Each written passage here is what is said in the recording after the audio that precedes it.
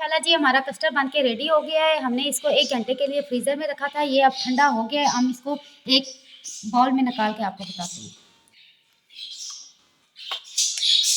ये देखिए कितना थिक बना है और कितने मज़े का बना है।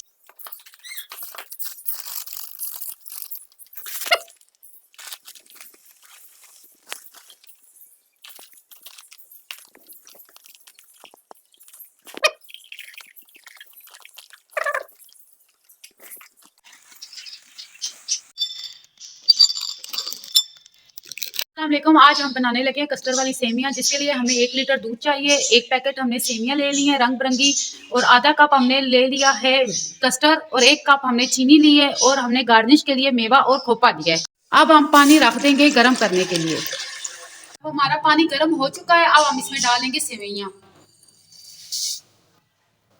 हमारी सेमियाँ उबल चुकी हैं। अब हम इनको छान लेते हैं। दूध उबालने के लिए रख देंगे। हम इसमें ऐड करेंगे 1 कप चीनी।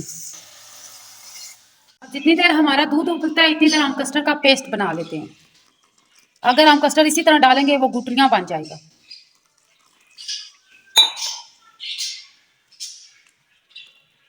हमारा कस्टर्ड का पेस्ट बन के तैयार हो चुका है। ये देखें कितना स्मूथ है। हमारा दूध उबल गया है। जो सेवइयां हमने उबाल के रखी थी, हम वो डालने लगे इसमें।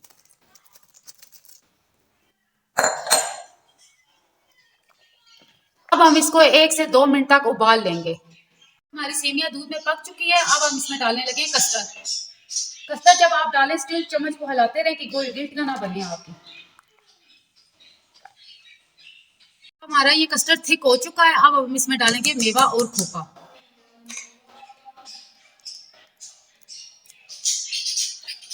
कस्टर्ड को एक बाउल में निकाल लेते हैं।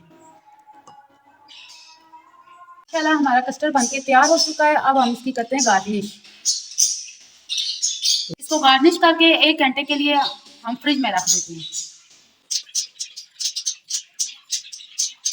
माशाल्लाह, ये देखिए कितनी अच्छी इसकी लुक आई है और कितना थिक बना है ये।